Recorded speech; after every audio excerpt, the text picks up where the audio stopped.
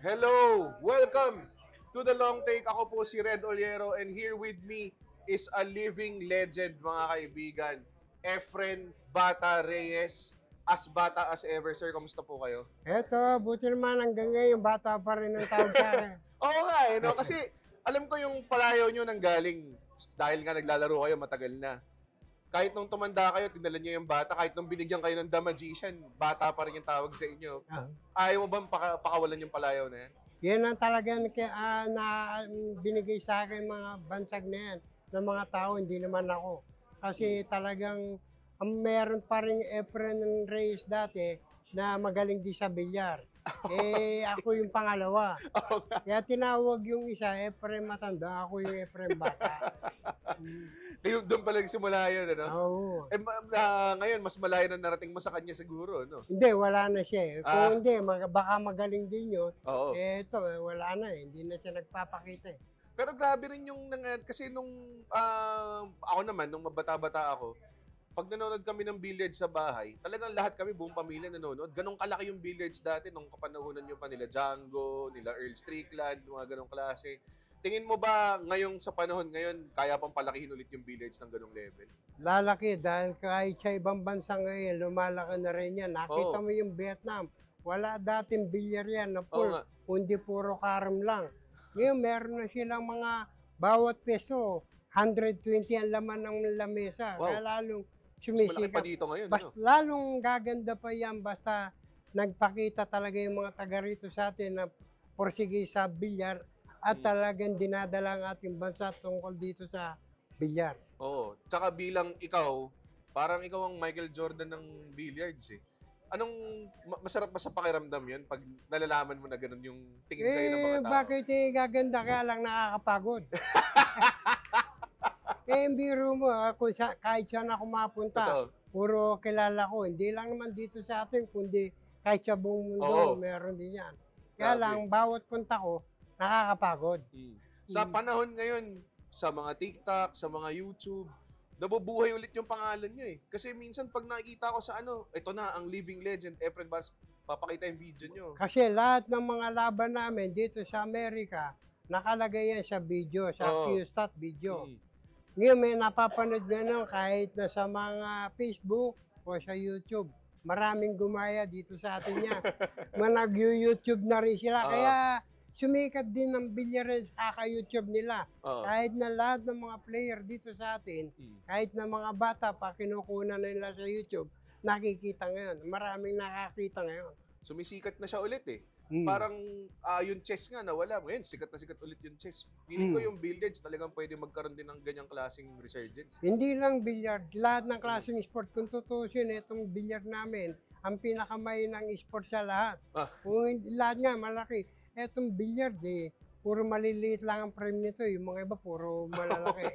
Pero ito, ang mga bilyar, marami namang kumikita ngayon sa mga naglalaro ng billiard ngayon. Ibiro mo, bata pa lang, kumikita na. Kung ganun dati, di sobrang yaman mo na. Pero dati may mga tournament kasi nasalihan, alam ko mga $1 million yung mga prize, diba? Walang $1 million. Wala pa ako na-premyo yung $1 million. Pinakamalaki yung na-premyo ko, 500,000. 500,000. Kulang pa, hindi pa nabayaran. Hindi pa nakuha? Hindi. Baka pa natin singilin. Ay, di, wala na, nakakulong na eh. Yung tawag doon, yung mga sinasabi ko ngayon, kasi recently nag-Olympics, isa yun sa mga parating dinidebate, bakit walang billiard sa Olympics?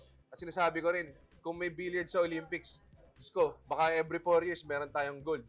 Kung dalawang event pa, 9 ball, 8 ball, dalawang gold. Noong panahon nung inaasahan ko talaga magkaroon ng Olympic. Dito nga sa SEA Games nagkaka-gold tayo. Kaya lang, sa Olympic, dati, lahat ng mga sport natin, nahirapan manalo makakuha ng gold. Kaya at least na lang yun, talagang may ka doon, focus ka talaga sa paglalaro nun, o pwede ka.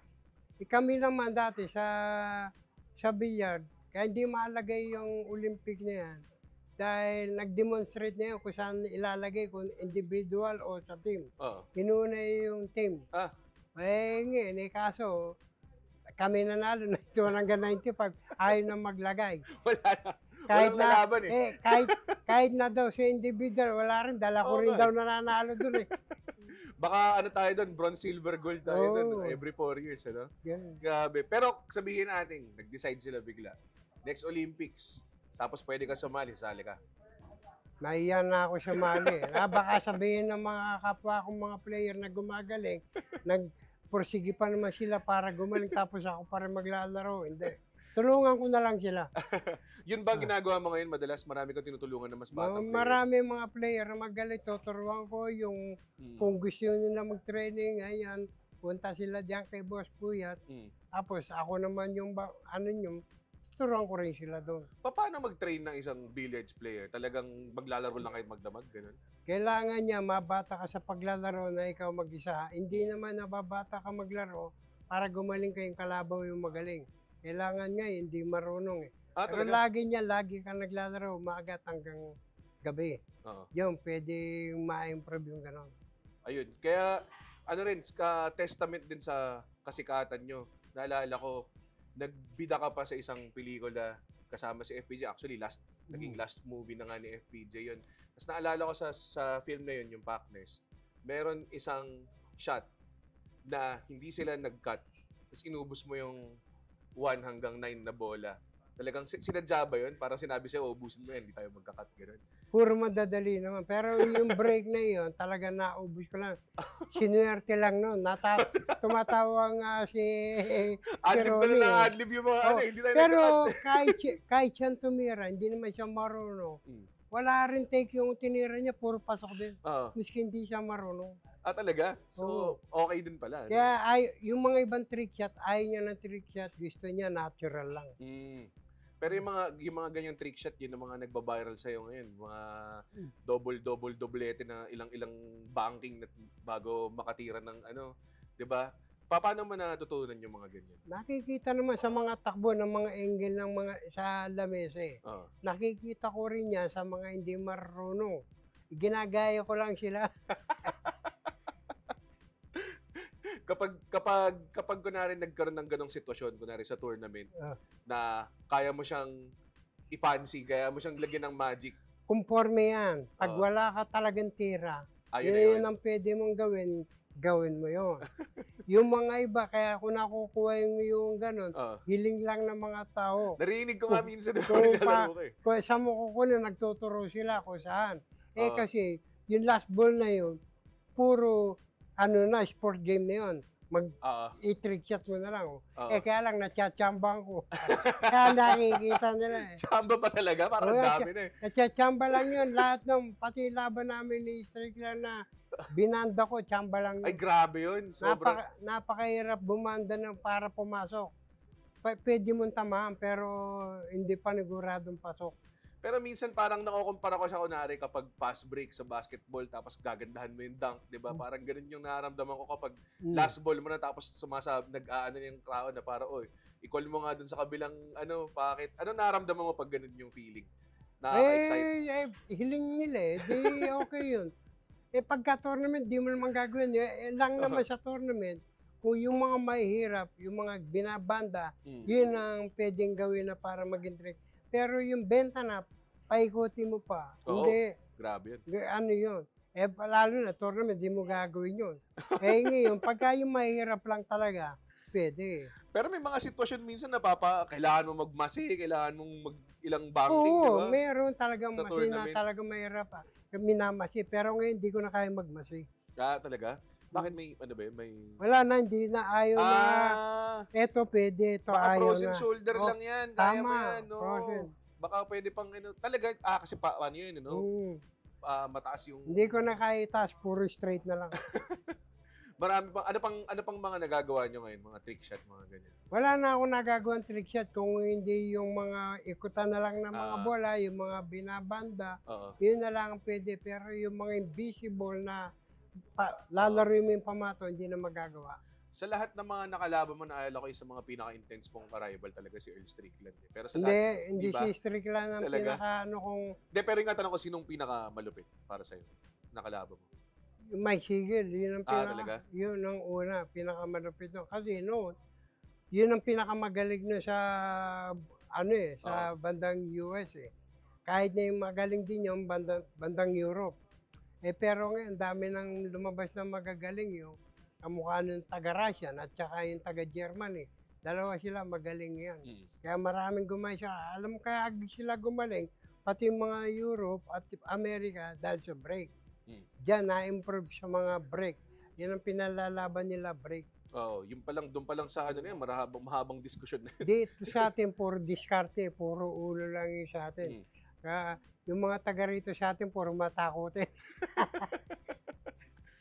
Kamusta naman ang mga bagong generation ng billiard players ngayon? Maraming gumaling. Kahit siya, maraming gumaling. Kahit China, kahit na yung Saudi Arabia, walang mga bilyar noon walang naglalaro. Marami na rin gumaling yan. Okay. Tapos ngayon, meron kayong upcoming na Reyes Cup dito sa Signal. Anong maaasahan natin sa Reyes Cup? Ako gusto ko manalo. Kaya nandun ako team captain. Makakatulong din sa kanila. Lalo na pagkapahirapan ng tira, pwede ako magturo sa kanila. Oo nga. Kapag ganun, iba yan sa individual. Pag individual ba, pwedeng may coaching ba nangyayari? Wala naman ang coaching ngayon. Sa team lang yun kasi pwede mo silang i-coach habang nandito kayo. Pero pag nando ka na sa lamesa, umekoy ka na, wala na. Hindi na pwede. Meron ka bang mensahe sa mga gustong manood or mas gustong manood ng Reyes Cup or kahit anong billiards actually? Naku. Sa akin mga kababayan, marami na kayong tinatanong sa akin kung magkakaroon na ng mga tournament kamukha ng Mosconi Cup dito sa atin. Eto na, nagkaroon na, Reyes Cup, kalaban talaga, Europe. Kaya pumunta kayo doon, panoorin nyo sa October 15 to 18. Marami ngayong mga pupunta dito at marami rin mga taga-ibal na gusto rin pumunta rito, manonood. Kaya punta kayo lahat. Pero hindi ako maglalaro. Pero team captain ako. Pero magkakaroon din ako ng kalaban yung team captain nila, makakalaban ko rin. Kaya makakapanood din kayo sa laro ko. Thank you so much, sir. Efren, salamat talaga. Thank you.